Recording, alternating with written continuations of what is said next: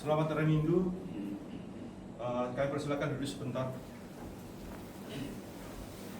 Saudara-saudara yang dikasihi Tuhan, hari ini adalah hari yang disebut Minggu Maria dari Mesir. Saudara, tentunya kita semuanya tahu siapa Maria dari Mesir itu. Jadi Maria dari Mesir ini adalah di masa hidupnya dia ini penuh dengan dosa. Pada suatu hari ada suatu perayaan yang di Yerusalem.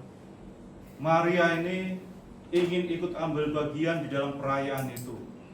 Maka dia pun ingin pergi untuk mendapatkan suatu perayaan yang orang-orang juga akan datang di tempat itu, dengan harapan dia juga dapat mengikuti perayaan itu. Dengan harapan bahwa Maria dari Mesir ini di sana dia akan mendapatkan suatu kesenangan. Dia akan mendapatkan suatu pesta yang diangan-angankan bagi Maria dari Mesir ini. Maka dengan segala keinginan yang kuat, Maria ini pergi ke Mesir dengan berbagai macam cara untuk mendapatkan tumpangan sampai ke Yerusalem ini. Tetapi setiba di Yerusalem, semua orang masuk ke dalam suatu gereja untuk merayakan perayaan salib pada waktu itu. Semua orang datang ke sana. Tetapi Maria ini juga ingin masuk melihat apa, perayaan apa, sehingga dia datang masuk. Tetapi di dalam tengah perjalanannya dia mau masuk ke dalam gereja ini, ada kuasa yang menghalangi Maria dari Mesir ini, sehingga dia tidak mampu masuk ke dalam perayaan itu. Kemudian dia merasa bersedih dan duduk menepi. Dia pada saat itulah ketika dia duduk, dia merasa bersalah. Dia ingat bahwa segala sesuatu yang dilakukan selama ini adalah suatu kesalahan. Dia merenungi masa-masa lalu dalam hidupnya. Dia merenungi itu semuanya, sehingga ada penyesalan yang mendalam. Ketika dia mengalami itu, ada suara, menurut dia ada suara di dalam hatinya bahwa engkau tidak layak untuk masuk. Dan dia tambah menangis, Maria ini. Kemudian setelah berdoa kepada Bunda Maria, ternyata dia bisa masuk dan diizinkan masuk. Di saat itulah Maria dari Mesir ini ingin mendapatkan suatu pertobatan di dalam dirinya. Maka dia minta berkat kepada Romo yang ada di situ, dan Romo itu memberkati. Kemudian dia pergi dan membawa, kalau nggak salah 3 ketul roti. Dia pergi ke padang pasir menyeberang sungai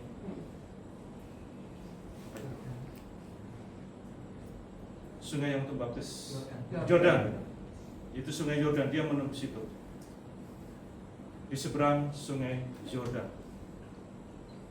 Kurang lebih selama 47 tahun dia di sana mengalami suatu pertobatan atas dirinya.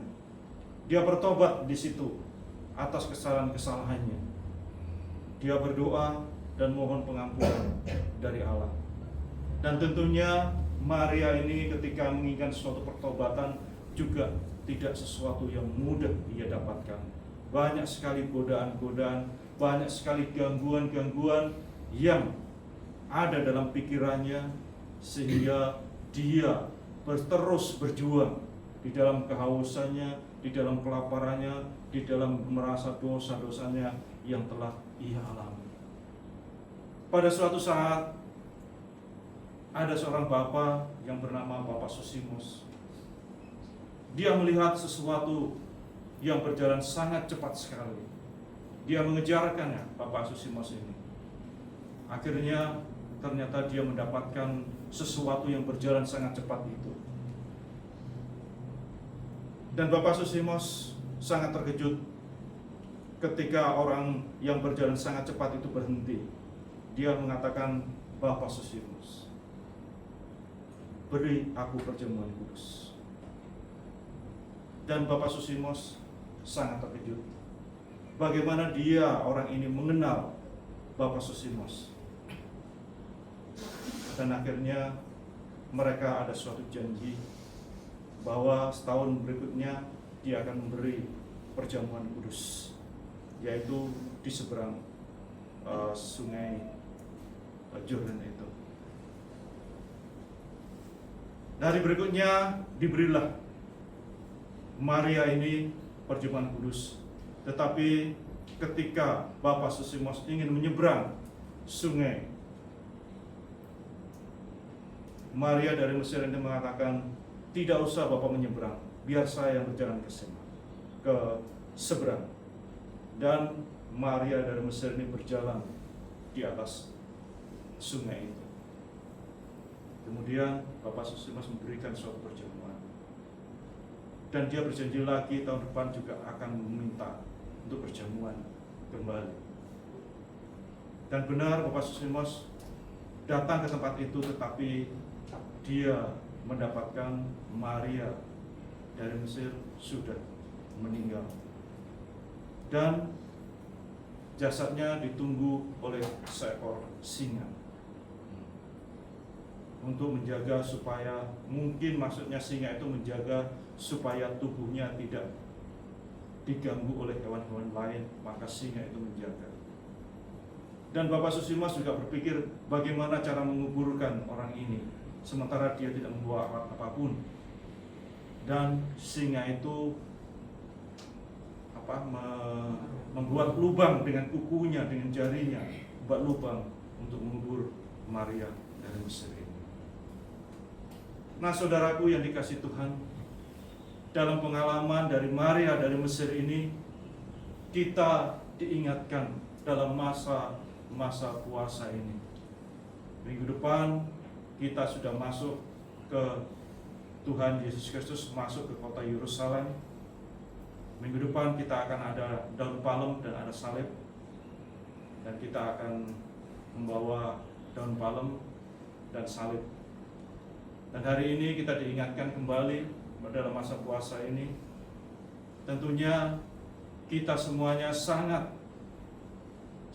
mengalami suatu cobaan, sangat mengalami suatu godaan di saat kita menjalankan masa puasa itu. Sama dengan Maria dari Mesir juga akan mengalami suatu godaan ketika dia menjalankan suatu puasa. Dan kita pun juga akan mengalami hal yang sama, godaan-godaan di dalam kehidupan kita. Dan kita semuanya juga orang yang bersalah. Kita semuanya adalah orang berdosa. Kita semuanya pernah melakukan hal-hal yang salah, baik itu yang kecil ataupun yang besar, tetapi itu menjadi suatu kesalahan. Dan yang dilakukan oleh Maria dari Mesir ketika dia melihat suatu kesalahan yang ada dalam dirinya, dia melakukan suatu pertobatan.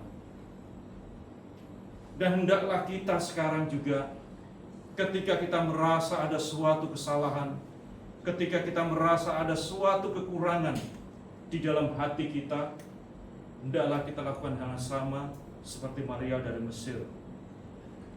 Kita lakukan suatu pertobatan. Di dalam doa ortodok kita ada doa yang disebut kanon pertobatan. Dan mungkin ketika kita merasa berdosa, merasa salah, alangkah baiknya kita membaca yang disebut dengan kanon pertobatan itu. Kita bisa membaca kapanpun kita merasa bersalah, entah itu dalam kata-kata, entah itu dalam pikiran kita, entah itu dalam angan-angan kita. Ketika kita merasa bersalah, hendaklah kita membaca itu. Jangan berpikir bahwa mungkin kesalahanku itu adalah Allah tidak akan mengampuni atas kesalahanku karena dosaku terlalu besar, kesalahanku terlalu banyak. Tetapi ingat saudaraku, Maria dari Mesir itu ketika dia melakukan pertobatan, dia tidak memikirkan apakah Allah akan mengampuni aku, apakah Allah akan memaafkan aku. Dia tidak berpikir seperti itu. Yang dia pikirkan hanyalah pertobatan, dan dia meyakinkan bahwa Allah pasti akan mengampuni segala kesalahan. Dan begitu pun juga kita. Jangan pernah mikir doaku diterima enggak, kesalahanku ini diampuni enggak.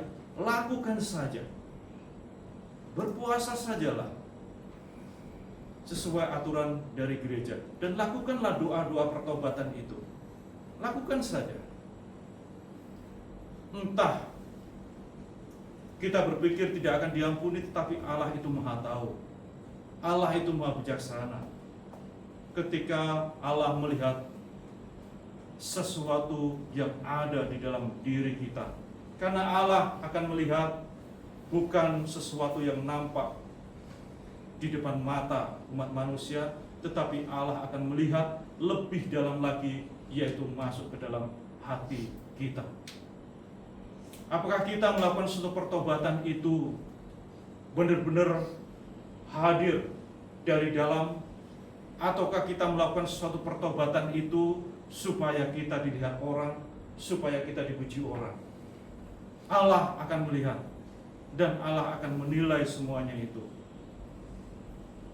Dan kiranya atas pelajaran yang diberikan oleh Maria dari Mesir ini, marilah kita semuanya melakukan suatu pertobatan atas kesalahan-kesalahan yang kita lakukan, baik itu dalam angan-angan maupun dalam kata-kata. Mari kita mencoba untuk melakukan semuanya itu hanya di dalam namanya, di dalam nama Tuhan Yesus Kristus. Mari kita lanjutkan liturgi suci. Marilah kita